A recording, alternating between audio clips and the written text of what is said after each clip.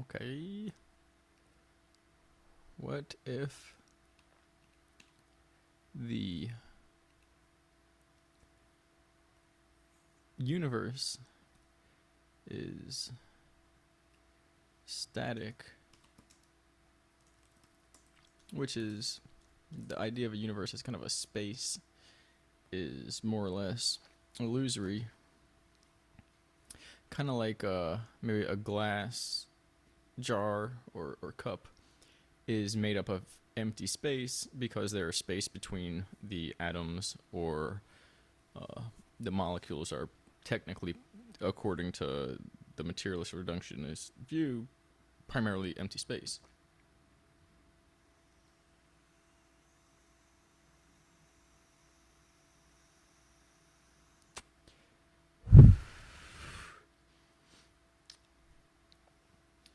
You put that over there. Thank you.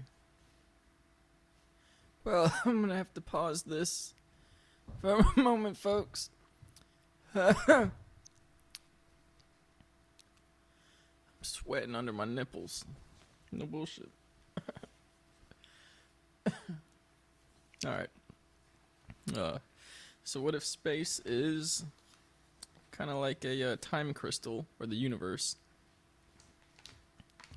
and it's got to be activated as such through your mind by creating the necessary connections within yourself.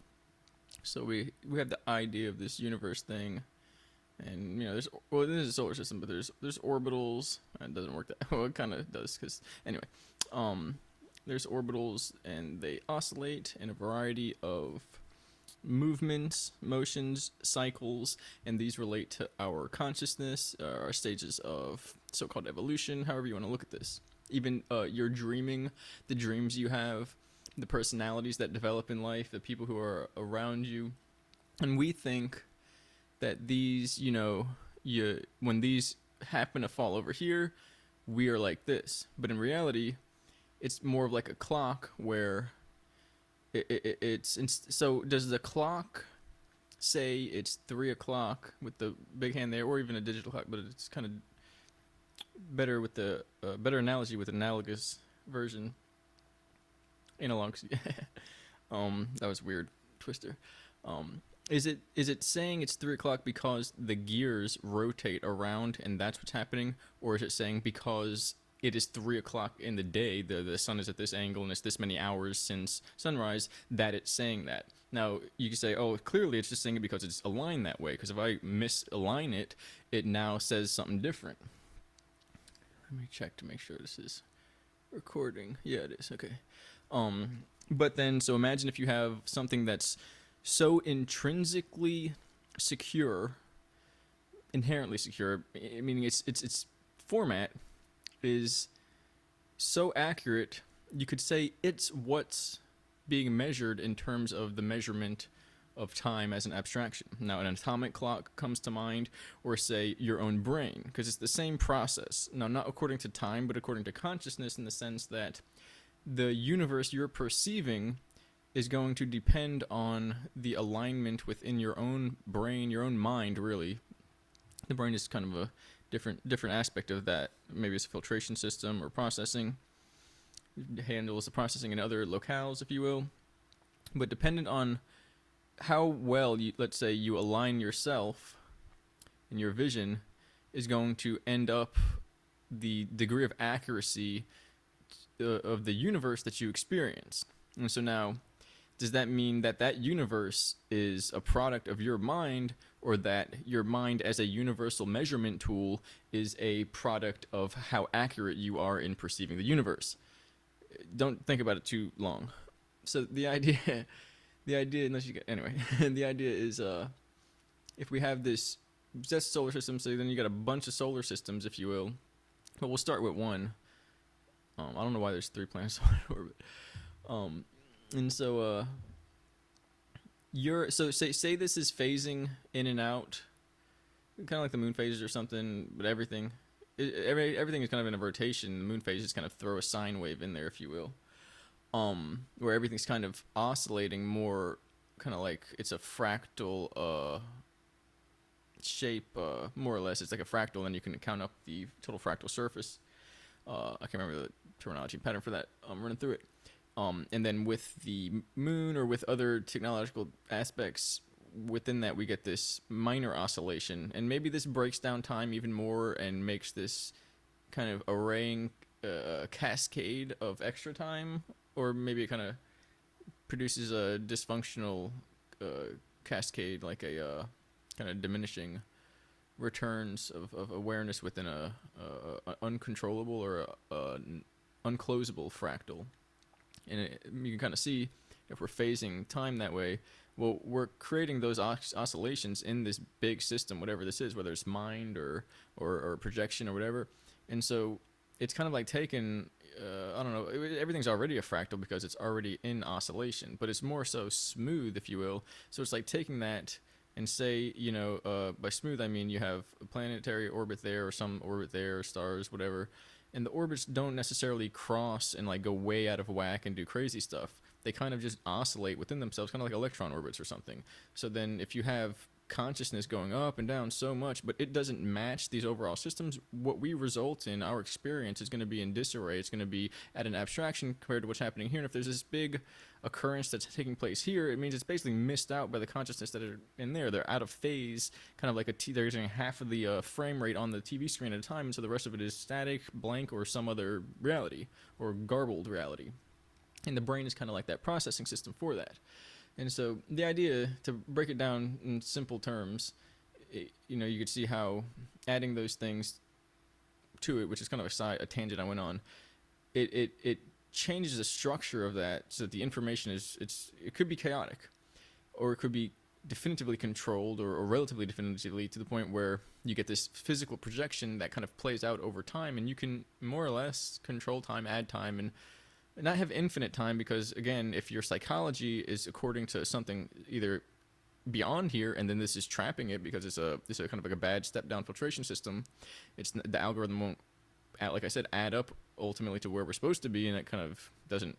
That's like, I don't know, like having a half self-awareness or something, or partial. It just doesn't mean that it's not whole. You can't have partial and whole unless they're formatted properly. Let me slow down here, and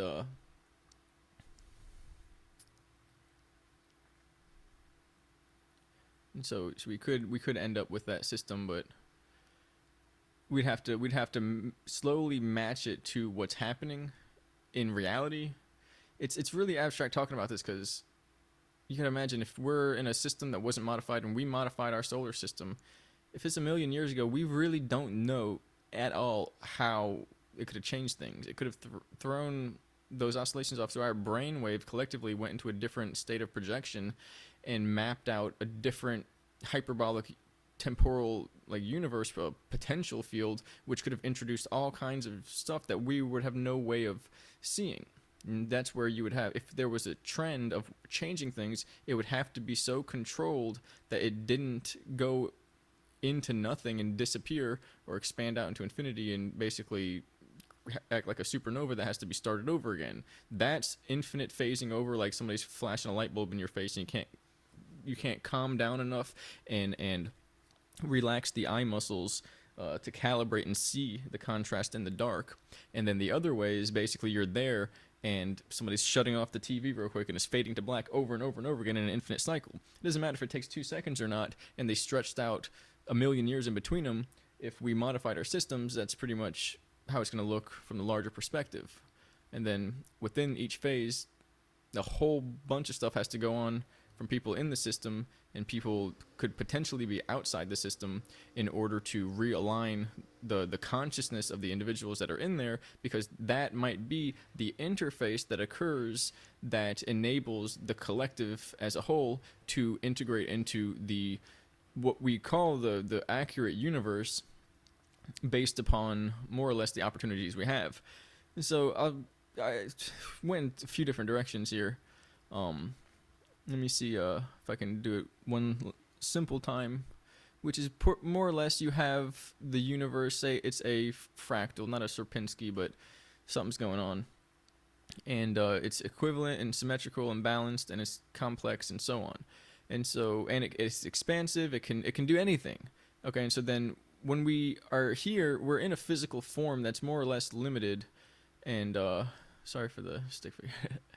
And so what we're doing in life, more or less, it's not that it has to remind us of who we are in the end. It's that it's as if we can create an outline of who we are here, that with this life that doesn't fit into the larger set of information that exists, possibly as us or as our potential in the universe. And if that's our potential, then it means in a static universe where nothing more or less can be changed, to realize who we are here and now, we would have to achieve maximum potential, realization or activation. In that way, I don't think it's physical. In that I think it's a combination that our body has to be basically strong enough to handle a type of energetic shift, which is just kind of like saying you can handle a hiccup or something. But then there has to be a resonal or a tonal resonance in the system, and that's the true health. That it's not, can you like do a 1-inch punch? It's, can you sustain a vibratory resonance within your system, between your mind and your body, for an extended period of time. And that's kind of like a conductive system, as well as your ability to focus in your brain, your mind, and as well a whole body effect in the system, or process. And so then having our body, mind, whatever you want to call it, meet that potential would have to it's confusing to say it, but you could say I don't know why he has big feet now, your view of the universe, if you have in yourself the universe in its imbalance, it's like that, and then it's heavier on this side and whatnot. Trying to merge that into this universe would be like cracking this into pieces and forcing it to stretch out and interface and interplay with the larger system, and it wouldn't work in that sense.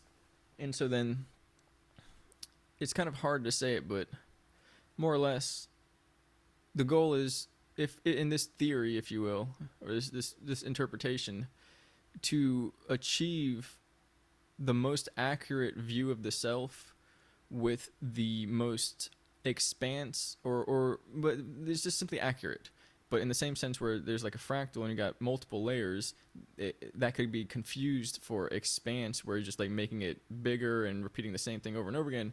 And that's kind of like our materialist reductionist error, where it's not about size, it's not about the space in between atoms and the weight of the universe. It's the organizational properties of a system that's static and remains static for all of time, but is viewed through a brain interface that breaks the universe down from the basically the highest format that it exists as, and gives us a either a mind F or a challenge to rebuild our view of ourselves, and more so our universe through our view of ourselves, to match that utmost highest possible value. And in that sense, when we then go and see what we've done and what we've created, it could be like something that we appreciate and have achieved and continue to achieve union with and within, maybe possibly as a realm, after or through this human life experience, which could say it's also simultaneously occurring once we realize it, once we get to the level where we can realize it and understand that it's always been occurring. And in that sense, it's kind of like this, not retrocausal, but it's like an unfolding or unfurling to the point where the core of what was already and always was happening turns out to be the exact same thing as that eternal huge universe. And what we kind of have here as ourselves is some type of strange cookie cutter outline of what we aren't, that kind of in a way falls away to reveal to us the true depth of what we've always been. That was the weirdest way I could say it, and it basically is supposed to be time crystals that don't change, that we readjust and recalibrate ourselves in order to unlock and gain access to. But I guess that'll do. Thank you. Oh no, don't cancel.